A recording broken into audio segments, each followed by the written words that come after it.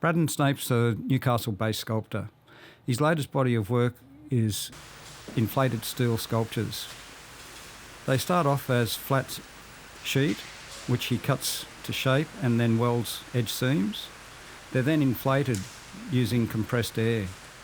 I was asked along to have a look at this process and also had a talk with Braddon about his work.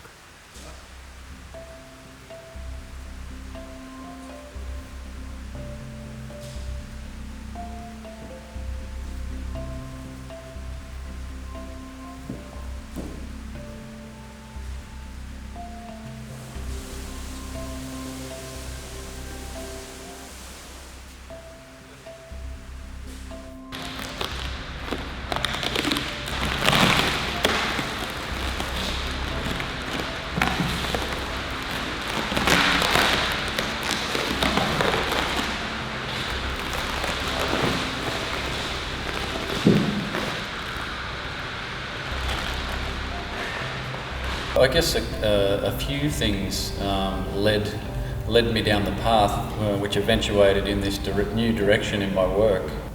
Previously my work was very much about metaphor and using themes like journey and having sort of the aesthetic of boats and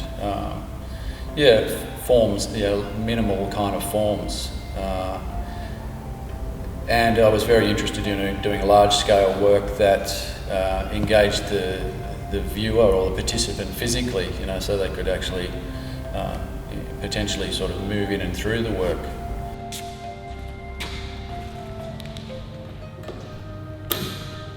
Primary thing, I guess, was the undertaking the PhD. The PhD originally was going to be wrapped around what I do in the sort of large-scale public artwork side of things anyway. But, once again, didn't win any projects to work through that area of the PhD, so I was looking for other things to extend my practice, and kind of stumbled across this process of inflating steel.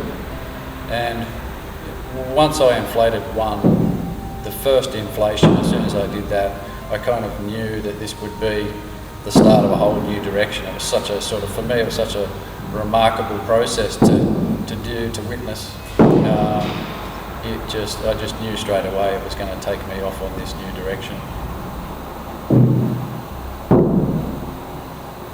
This work is intended to be autonomous, really.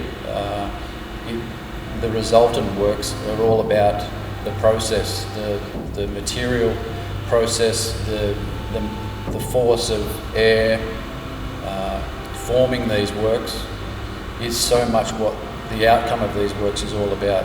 It's that act of the steel being pushed and forced and being shaped and formed right before our eyes, and it's the result of that process. So ideally it's existing in itself. It's not trying to allude to anything else apart from that act of creation, I guess.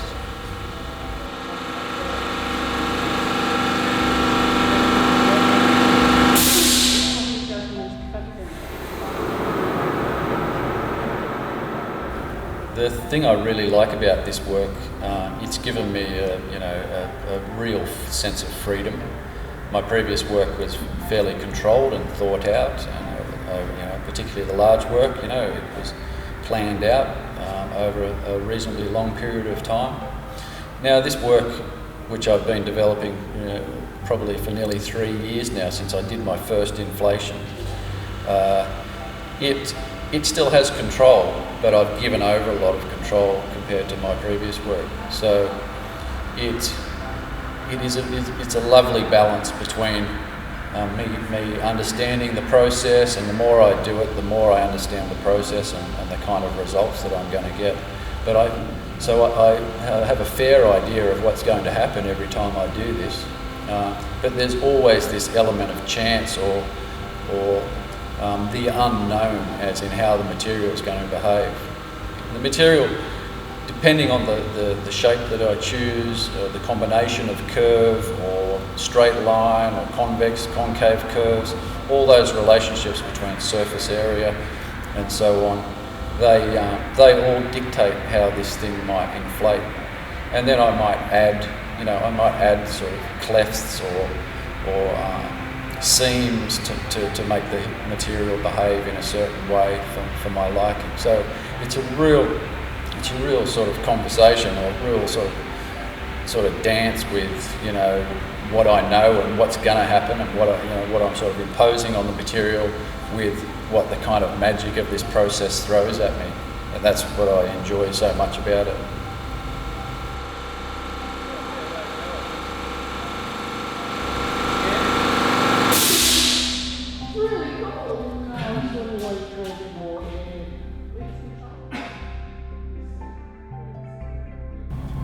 I choose materials.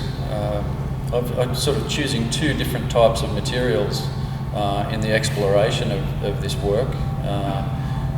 The regular cold rolled mild steel, which ends up needing to be a painted surface, or the mirrored stainless steel, variations on the mirrored stainless steel surface, and both approaches I really enjoy for different reasons. The painted surfaces really sort of turn this thing into such a striking form, and using kind of the more industrial colour alludes to the industry in which this steel is created and these forms sort of come from, although it's completely alien at the same time. One thing I don't like about that process, is that it hides some of the process. You don't see the way the metal's changed by the welding process and so on. So that's what I like about the mirrored stainless steel, is that I don't try and hide the welding of the stainless steel. It gets cleaned up a little bit after the process, but you can actually see the staining or the burning of the edge of the metal from the welding. So it's all there. The whole process is there for you to understand what's happened throughout this. And some of that's come from my PhD research, with reading into things like phenomenology and so on, and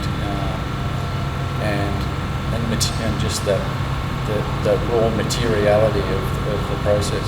So the mirrored stuff, the thing I like about that also brings the viewer into the work, which, when I'm talking about the PhD again, it's kind of where my whole PhD research started, where someone who encounters an artwork actually sort of becomes immersed in the work, and one can't exist without the other, that experience. And the mirrored stuff is perfect like that. As you move around it, depending on what environment it's in, it changes, and as you move and experience it, it changes. And under this sort of mangled, buckled surface, it's constantly evolving. Central circle is like, yeah, I'm going to keep going. Wow. Oh, wow. Oh, it's amazing. It's so cool. How does that feel to see it like that? Oh, it's great. Oh, I must. I'll keep going. I can't help but keep pushing. Yeah, right. There's no leaks yet, which is... So that can happen? Yeah, by now often I'm getting leaks. Yeah, right. Oh can't hear my any. God.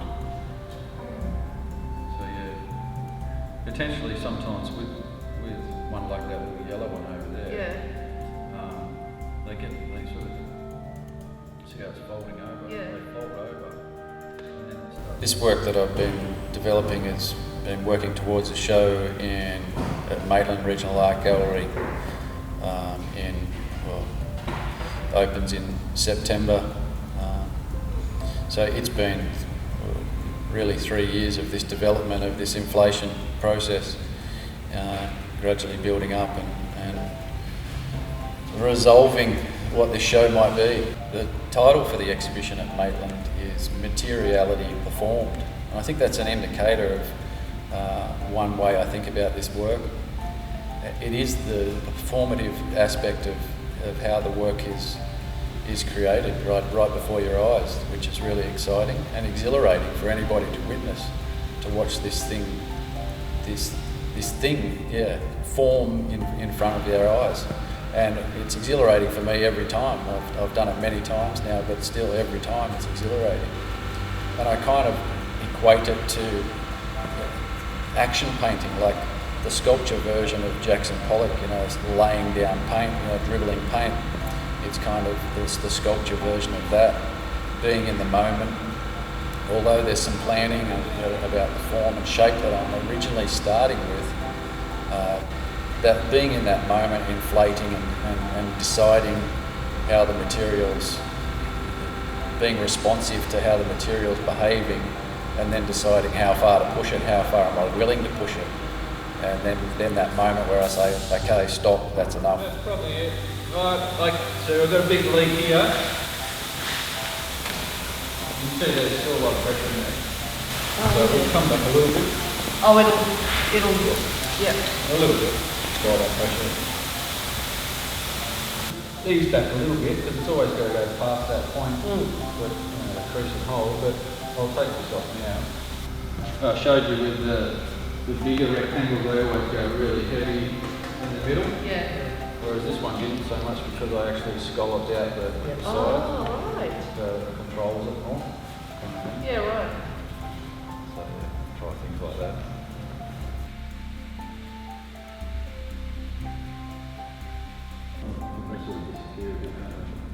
Definitely that. And because the fold, is that partly the fold, is that how you end up with it? I know you said you can do a different weld or to get the fold bit or... Oh no, really, the fold was going to be dictated by when you're welding it all together. That's what the walls, this sort of thing. Yeah. Right. No, it's balanced. You got it? Yeah. You see other options, then you go. Wow. It is so cool. Wow. Yeah, What a maybe. privilege to see that happen. It looks good standing up too.